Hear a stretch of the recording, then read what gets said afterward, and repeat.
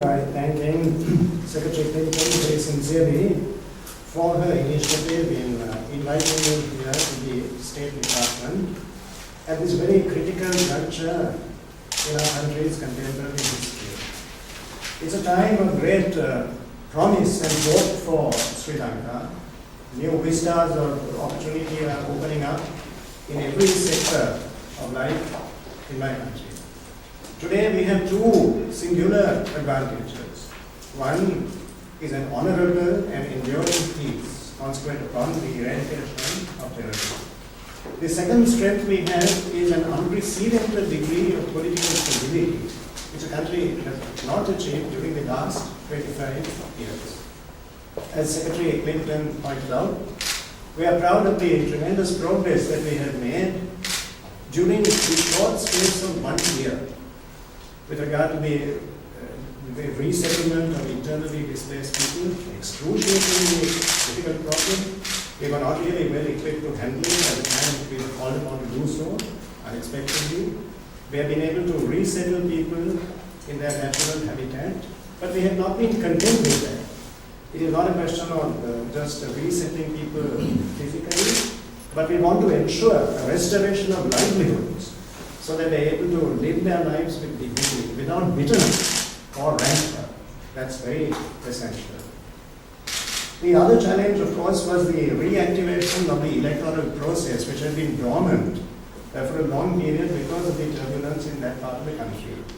And there is a need today for political space to be provided for the emergence of a legitimate democratic Tamil leadership, particularly at the local government level, because the LTT had destroyed the leaders of the Tamil community just as much as they had annihilated the leaders of other communities.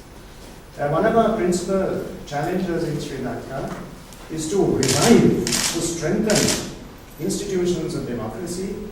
Now that the country is returning to normal, I express President Mahinda Rajapaksa's thanks to Hillary Clinton for the steps that have been taken by the State Department to remove the travel warning on Sri Lanka. That is a recognition of the improvement, the very significant improvement of the security situation. The government went to Parliament just 3 weeks ago to remove more than 70% of the emergency regulations under which the country had been governed for as long a period as almost 5 years. And this demonstrates the political resolve of the government to expand these regulations as soon as possible, not to apply them for one moment longer than they are necessary.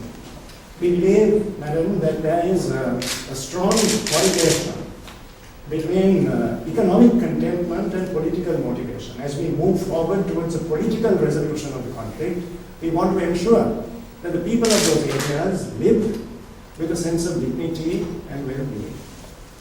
So these are some of the challenges that we are facing in our country at present, and this is the trajectory that we envision for the future. We have in Sri Lanka a very committed, a courageous political leadership that is capable of grappling with these problems.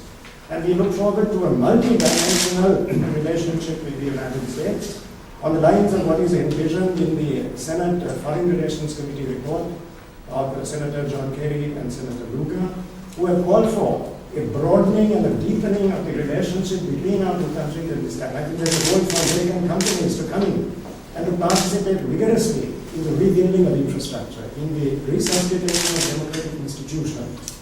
All of this is possible, and we look forward to a rich and deep relationship with the United States in the new and exciting situation which has arisen in my country. Thank you so much.